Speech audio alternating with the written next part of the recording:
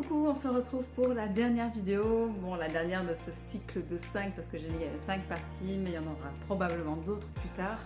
Je suis ravie de te retrouver. Pour celles qui ne me connaissent pas encore, bienvenue, je suis Sabrina et je t'aide à différentes choses, à te déployer non seulement tes ailes mais déployer ton cœur aussi, libérer tes mémoires et devenir aligné avec ce que tu es au plus profond de ton être, donc à faire ressortir ton être, ton état divin aligné avec le cœur. Brièvement, les points principaux de ces vidéos, donc je vais évoquer les libérations que j'ai fait avant mes propres libérations, c'est-à-dire qu'avant qu'il m'arrive toute cette grosse ouverture de conscience où mon chakra couronne a littéralement explosé comme un bouchon de champagne. 2 semaines avant, j'étais en Sardaigne et il y a eu des libérations en lien avec ma lignée maternelle et la violence des hommes contre les femmes. La violence faite aux femmes de tout type. Et après ça, donc, il y a eu ma phase à moi où j'ai libéré toutes mes blessures. Et ensuite, je commence à présent à libérer mes vies antérieures et encore d'autres mémoires qui sont en lien avec mes ancêtres. Ça part dans tous les sens, mais ça se suit. L'air de rien, il y a une histoire qui se suit au fur et à mesure de mon évolution. C'est parti. Avant de commencer, je voudrais vous dire aussi pourquoi j'ai mis du temps à faire cette vidéo. Pourquoi ? Et bien parce que les libérations ont continué et que quand je voulais préparer la vidéo, à remettre juste des points clés sur papier, ça modifiait mon état de conscience et pouf, ça me met dans... C'est comme si mon âme sortait et allait à la recherche d'autres informations pour que je puisse me souvenir de tout ce que je devais vous dire. Donc c'était extrêmement difficile. Et parmi ces libérations, il y en a une qui m'a bloquée dans l'action. Dans l'action, c'est dans la mise en route de chaque chose que je voulais entreprendre. Donc j'ai passé des semaines où j'ai eu de la fièvre, j'ai eu de gastro et je tournais en rond chez moi. Je répondais juste présente au rendez-vous. Mais au-delà de ça, j'ai pris du retard sur énormément de choses, dont cette vidéo. Voilà, mais là c'est parti.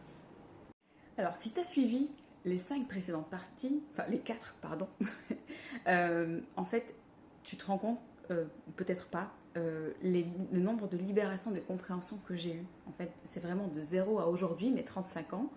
Et pour terminer ça, il y a une nuit où j'ai fait comme un rêve lucide. J'avais l'impression d'être réveillée et en même temps, en fait, je dormais. Je m'en suis rendu compte après. Et en fait, il y a un flash qui arrive. Et là, je sais que je suis à 35 ans. Il y a un curseur, comme s'il y avait un curseur de 35 ans. Et j'ai un peu peur, je dis, mon Dieu, qu'est-ce qui va se passer comme autre libération? Qu'est-ce qui se passe? Et en fait, le curseur descend. Et j'ai la compréhension que le curseur descend année après année. J'ai la compréhension qu'on va redescendre jusqu'à mes 0 ans. Et en fait, ça va à la fois vite et très lentement. Et je vois, chaque année est une feuille. C'est un peu comme si on prenait le coin d'un livre et qu'on faisait comme ça. C'est passé comme ça, c'est à la fois lent et rapide. Je veux dire rapide dans le sens où j'ai pas revécu, j'ai juste vu que je regardais vraiment comme ça. Donc les yeux fermés dans mon rêve en train de triper. Donc je vois 35, 34, 33, 35. Ok, 0. Ok, j'ai un soulagement et je vois qu'en fait, il n'y a pas de mémoire qui revienne. J'avais peur qu'il y ait encore d'autres trucs traumatisants et qu'en plus je sois en pleine nuit comme ça. Et là, le 0, ça commence à réavancer. 1, 2, 3, 20, 23, 24. Et je dis, ok, ça revient à 35. Et en fait, je pense être soulagée à 35 ans, mais non, le curseur avance. Et ça fait je ne sais pas combien de temps, jusqu'à ma mort. Alors, je ne savais pas trop dans quel état être. Est-ce que ça veut dire que je vais mourir là, incessamment sous peu? Et en même temps, j'ai vu qu'il y avait bon nombre de pages, donc je me suis dit, je me suis pas dit que j'allais mourir bientôt. Mais en fait, j'ai eu peur. Et puis là-haut, ils sont intervenus, ils m'ont dit, en fait, ce que tu viens de voir, c'est étant donné toutes les libérations auxquelles tu viens de faire face et que tu as libéré.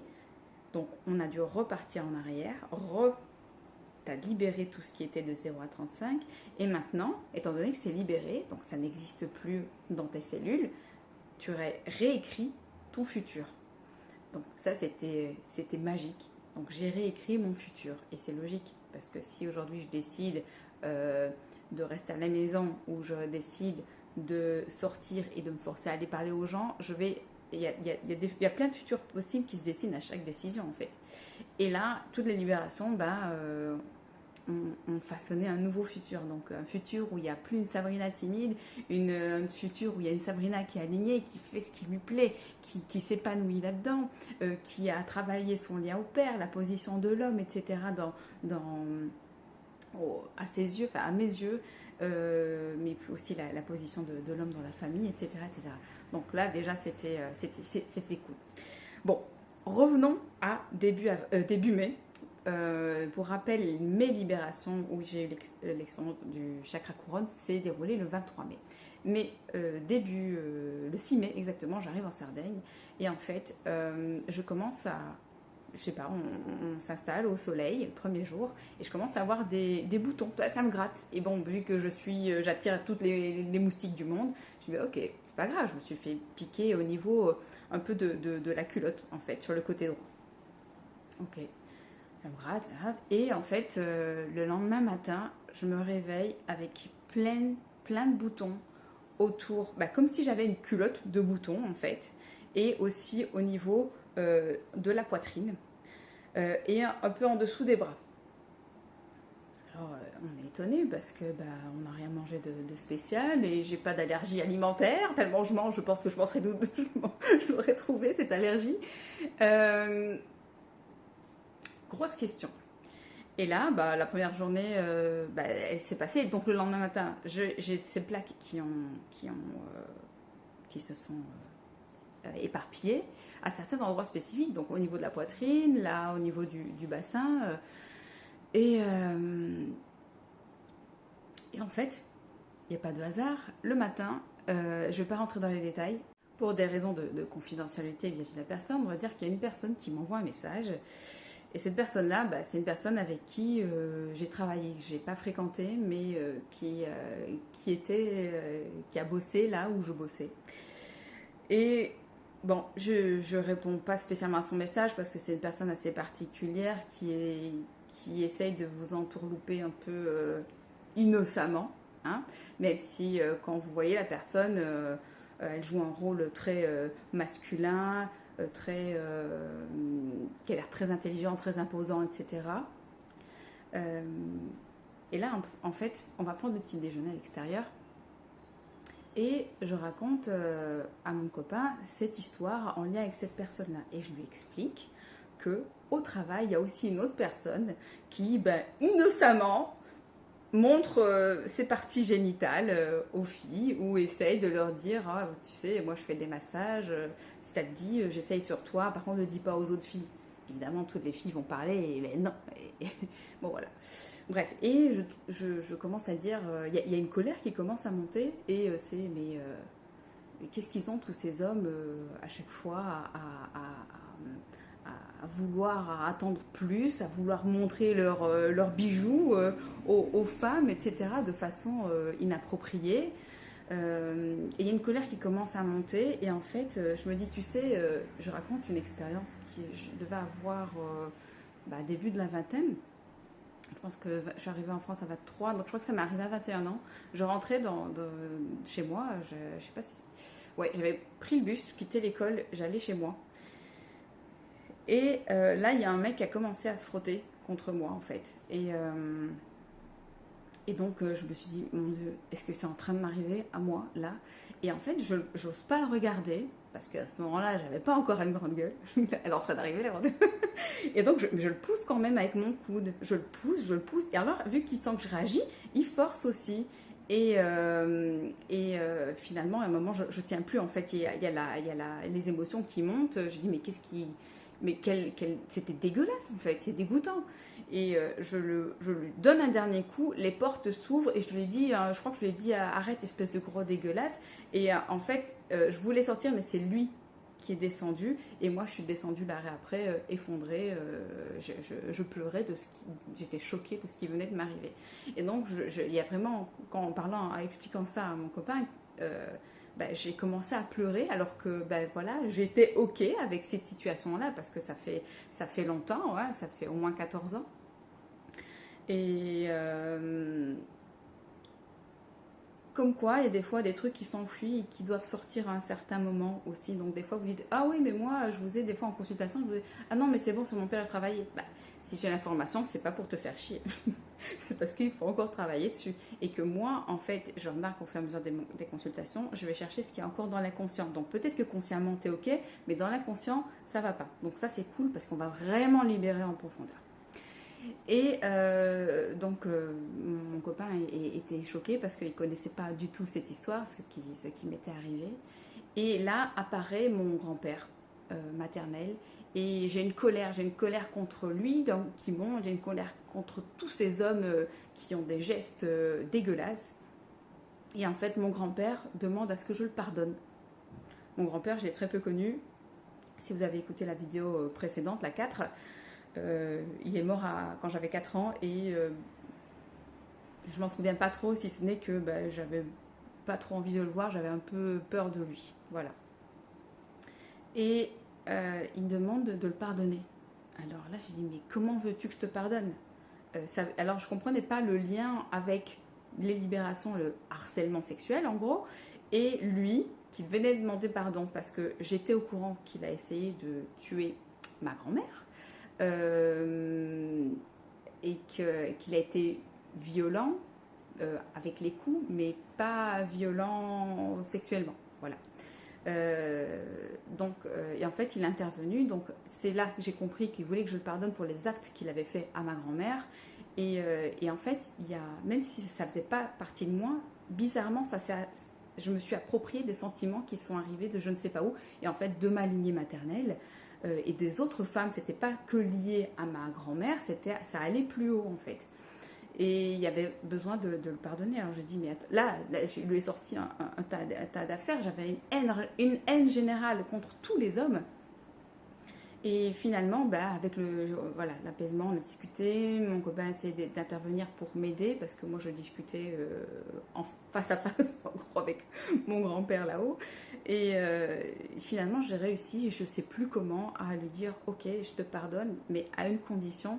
Là, en fait, récemment, ma grand-mère a eu beaucoup de problèmes de santé.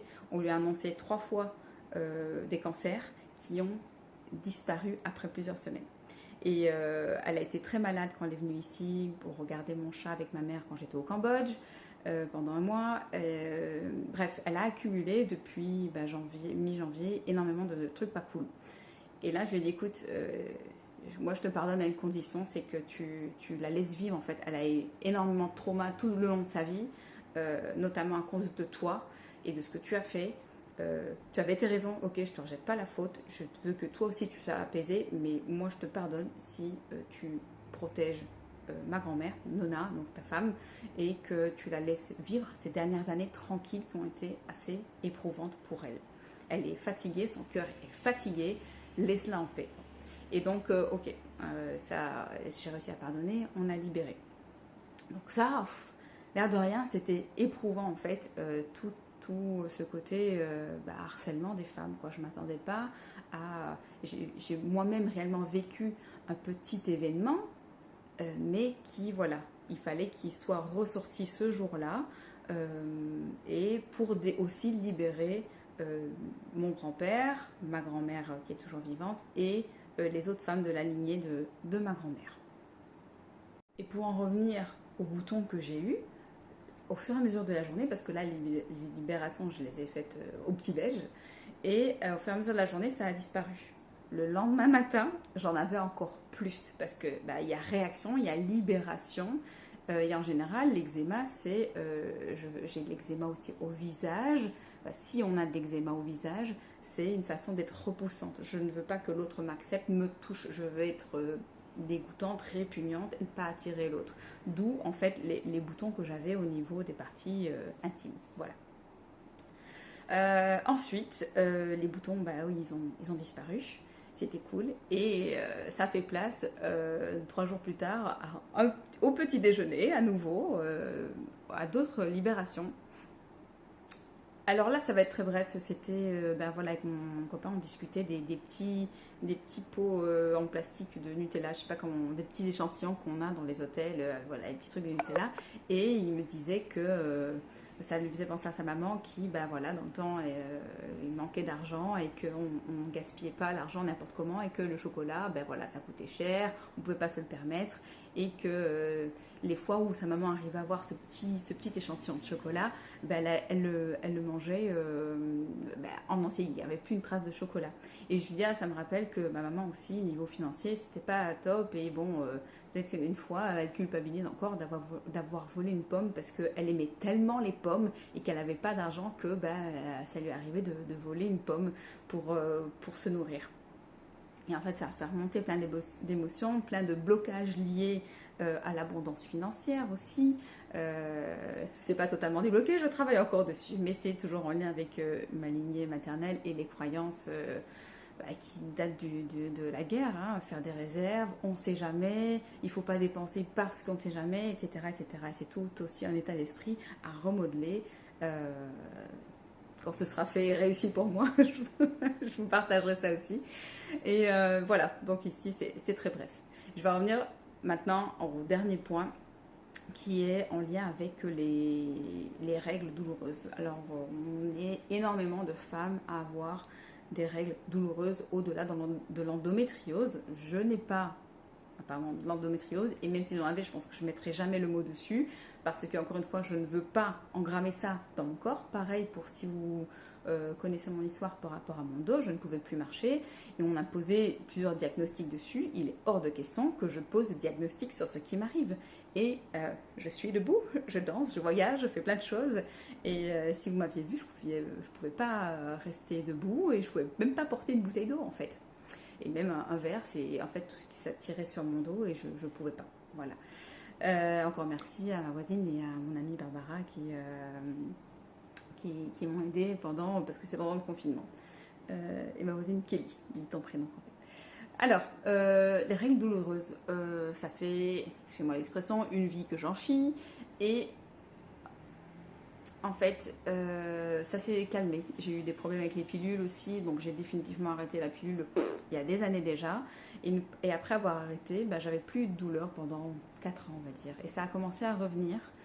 Et il y a quelques mois, ça a commencé à revenir de façon de plus en plus violente. Et pas ce mois-ci, mais le mois précédent, bon, il y a 2 mois, bah, je suis réveillée dans la nuit par les douleurs. Et en fait, je suis moi, mais pas moi. Pourquoi ? Parce que je revois des vies antérieures en lien avec mon copain actuel, des vies où lui, il venait toujours chez moi me raconter ses histoires, ses rêves, et puis il partait sans spécialement donner de nouvelles, et il revenait plus, et moi je l'attendais. Il faisait sa vie, réalisait ses rêves, et moi j'attendais. Et ça se répercute aujourd'hui où bah, là c'est moi qui fonce et qui tient à réaliser tous mes rêves et me réaliser en fait, me réaliser complètement dans tous les domaines. Et après ça, je vois une scène et je lui dis écoute, je réveille mon copain, bah, moi j'avais déjà vu des visions pendant un moment et bah, il était 3h30 pour lui du coup. Il travaillait le lendemain et je lui dis écoute, il se passe ça, je te vois comme ça, t'es sur une table en train d'écrire avec une bougie, tu écris tous tes rêves parce que t'étais un grand rêveur. Cette fois-là on était en couple et en fait je vois après que je suis enceinte. Et en fait il y a un truc qui dit qu'il fallait répéter la scène. Et en fait il a dû se lever, il était gavé. Hein. Qu'est-ce qu'il ferait pas pour moi? Merci. Et donc il fallait vraiment qu'il répète la scène où il était avec une feuille, ben, on n'avait pas de plume donc c'était au crayon avec une petite bougie pour s'illuminer parce qu'il n'y avait pas d'électricité à ce temps-là. Et moi ensuite j'ai dû jouer la scène de moi enceinte qui arrive, donc j'avais une robe de nuit blanche un peu à l'ancienne quoi, un peu à l'arrache, et j'arrive comme ça les mains. Une main sur le haut du ventre et une main sur le bas du ventre. J'arrive et je dis mais qu'est-ce que tu fais? Et là d'un coup je perds énormément de sang et je perds mon bébé. Ce qu'il y a, c'est que même là, ça me touche parce que j'ai revécu le moment comme si c'était actuel en fait. C'était d'une violence. J'en rigole même si c'est pas un sujet marrant, mais voilà, j'apprends à avoir je prends du recul aussi. Euh, je perdais tout mon sang. C'était voilà, je perdais le bébé et en fait on m'a montré que j'ai été dans un déni profond. Donc notre relation dans notre vie antérieure a continué, mais on se parlait pas. Je faisais à manger, il allait travailler et il y avait aucune communication. L'enfant n'avait jamais existé et voilà, j'ai été marquée par ce silence mortel au sein de mon couple et la perte de cet enfant. Donc là, il a fallu faire réaliser à la moi de la vie passée qu'il y avait eu un enfant, rediscuter avec mon conjoint et j'ai dû accuser le coup. J'ai pleuré toutes les larmes que je pouvais de perdre un enfant, c'est horrible.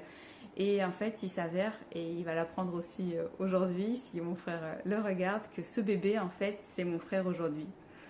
Donc voilà, c'est très beau. Et comme quoi, en fait, le message qu'il y a derrière, c'est que les douleurs qui nous arrivent sont liées à des blocages, des traumas qu'on a vécus dans les vies précédentes. J'avais déjà fait un soin avec la magie de Margot pour libérer les mémoires liées à l'utérus et c'était déjà ressorti des violences sexuelles, expériences qui avaient été faites sur moi dans d'autres vies, dans ma lignée, etc. Et le dernier mois, ici, les douleurs de règles ont été d'une violence, mais en dents de scie. Donc c'était très douloureux où j'étais prête à mourir parce que ce sont vraiment...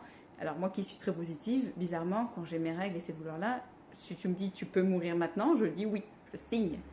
Et,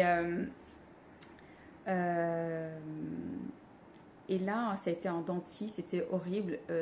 J'étais dans un état où, c'est moi, mais c'est passé par tous les endroits possibles. Et moi qui ne vomis jamais, la dernière fois que j'ai vomi, c'est en 2019 parce que j'avais mangé des huîtres.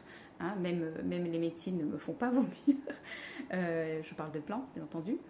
J'ai vomi et en même temps que j'étais dans cet état horrible, je voyais défiler des mémoires et je les vivais aussi de souffrances, d'expériences qu'on a fait pas que sur moi, mais aux femmes aussi. J'avais aussi par moments un bébé, non, ne faites pas de mal à mon bébé, ne faites pas de mal à mon bébé, prenez-le, sauvez mon bébé, tuez-moi si vous voulez, mais ne faites rien à mon enfant.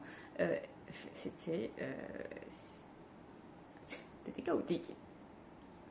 Et finalement, ça c'est. Ouais, même là, moi qui ne suis pas médicament, c'est que dans ce cas-là que je prends des médicaments. Et j'ai pris des médicaments différents. J'ai pris des plantes et il n'y a rien qui a fait effet. J'ai même demandé à une amie de m'apaiser parce que j'avais le corps en feu, donc ça a aidé. Mais voilà, les douleurs étaient là. Donc ça a duré, d'habitude ça dure 2 jours, et là ça a duré 1 jour et demi de douleur. Et voilà, et ça m'a montré qu'à chaque fois, est-ce que ça va être tous les mois, j'en sais rien, mais je pense qu'il va falloir que je libère les mémoires le plus possible. Et ici, ça a aussi changé mon aspect vis-à-vis de l'idée d'avoir un enfant. Donc pour l'instant, à chaque fois, je dis non, je suis concentrée sur ma vie pro pour l'instant, qui est en train de fleurir. Donc le bébé, c'est pas pour l'instant, il y avait plein de blocages, etc. Et là maintenant, ça a commencé aussi à faire de la place parce qu'on a libéré les mémoires où je perdais l'enfant, où on me prenait l'enfant, où mon enfant mourait en couche. Plein de mémoires comme ça. Et c'est aussi, ce que je veux vous dire par là, c'est que si pendant une séance, vous demandez à travailler sur ça, ça va être libéré, mais voilà, une séance ne va pas forcément suffire. Et il faudra peut-être plusieurs séances, mais pas plusieurs séances d'affilée, plusieurs séances sur l'année, sur des années en fait.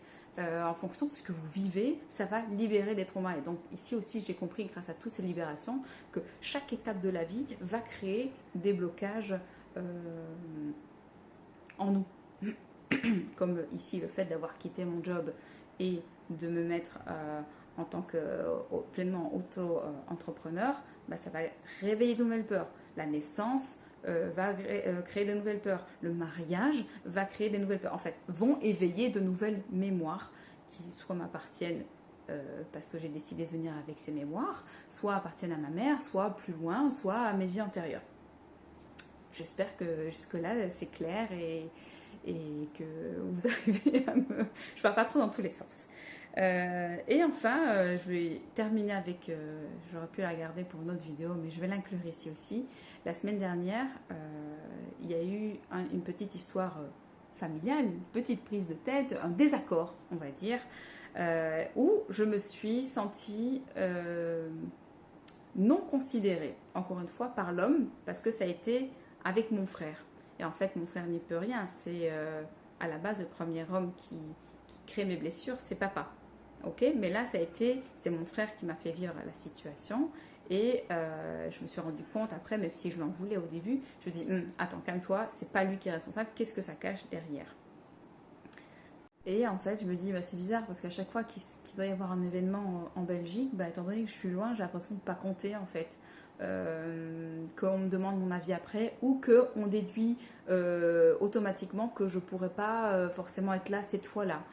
Et que voilà, je sens que je ne suis pas considérée, je ne suis pas prise en compte, mon avis, ce que je pense n'est pas entendu. Et donc, je reprochais ça à mon frère. Et j'ai dit, écoute, on va arrêter la discussion là, il faut que moi je vois dans mon côté, je sais que tu n'es pas coupable là-dedans, il y a plusieurs trucs qui rentrent en jeu, voilà. Et donc on a arrêté la conversation et là ont commencé les libérations. Ben oui, parce qu'on va écrire Madame Libération ici sur mon front.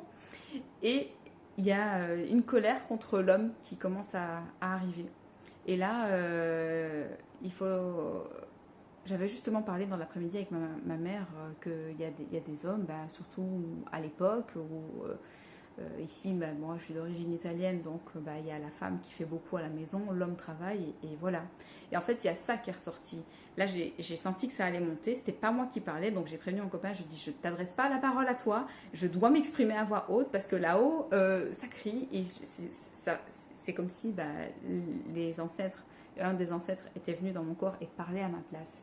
Et la personne a commencé, la femme a commencé à dire, oui, de toute façon, les hommes, ils arrivent. Ils mettent les pieds sur la table et du coup, ils pensent que tout leur est dû, que la femme doit s'occuper des enfants, faire à manger, du ménage, de répondre aux besoins de l'homme. Non, il faut arrêter avec ça, en fait.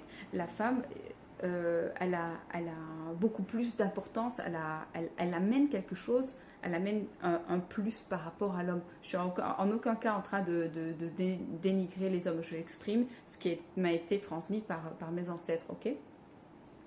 Je dis ni les hommes, ni le rôle de l'homme, ni le rôle de la femme. Chacun pense ce qu'il veut. Ici, je vous transmets ce que moi j'ai vécu et ce que moi je comprends et ce que j'ai libéré. Le reste, votre avis, je ne vous le demande pas ici. C'est pas méchamment, mais je ne suis pas en train de rentrer dans un débat. Je vous raconte mon histoire. Et il y a vraiment cette idée, en fait, mais quand est-ce que les hommes vont réattribuer la puissance de la femme qu'elle mérite? La puissance, mais sa place, la valeur qu'elle a. Il y avait une importance elle disait, mais est-ce que vous vous rendez compte que la femme est capable, est la seule personne capable d'amener un bébé au monde? Tout se passe dans son ventre, tout se construit grâce à elle. Ok, l'homme intervient, mais c'est elle qui va façonner, entre guillemets, l'enfant. La femme est le seul vortex à pouvoir donner la vie, à amener la vie sur Terre. Et c'est grâce à elle aussi qu'on est là. Donc l'homme peut être là, mais grâce à la femme, il y a vraiment cette œuvre, le bébé qui sort. Et il y avait vraiment de la part de ses ancêtres cette idée, mais elle voulait transmettre aux hommes. Et le pauvre, c'est mon copain qui prenait tout en pleine tronche. Et heureusement, il savait que c'était pas contre lui. Mais est-ce que tu te rends compte à quel point la femme est même spirituellement plus évoluée que l'homme? Et que là, aujourd'hui, par ces libérations, toi, tu vas reprendre ta place et moi, je vais reprendre ma place. Et on va être considérés de façon équivalente. Et il y avait quand même cette idée de la femme a quand même ce plus qu'on a essayé de cacher, et ça remonte à ces histoires de femmes brûlées sur le bûcher. Pourquoi? Parce qu'elles faisaient de la sorcellerie qui a une connotation négative, alors que qu'est-ce qu'elles faisaient? Elles connaissaient les plantes, elles recevaient les informations, c'est de l'intuition, et aujourd'hui tout le monde est capable de le faire aussi, homme ou femme. Donc on rééquilibre les choses, et il y a vraiment cette idée de mettre l'homme et la femme à 50% sur le même piédestal. Et ça, je l'ai vu beaucoup en Colombie, où la femme, elle va vraiment s'occuper de certaines choses, et les métiers qui nécessitent de la force, que c'est des métiers, je ne vais pas dire manuels, parce que la femme fait du manuel aussi, mais travailler la terre, etc., des métiers plus laborieux, ça va être vraiment à l'homme. Et il n'y a aucune dévalorisation de l'un et de l'autre pour autant. Chacun est important. Et ça, j'ai aimé voir ça en Colombie, parce que c'est ça, en fait. C'est ça qu'on devrait revoir ici.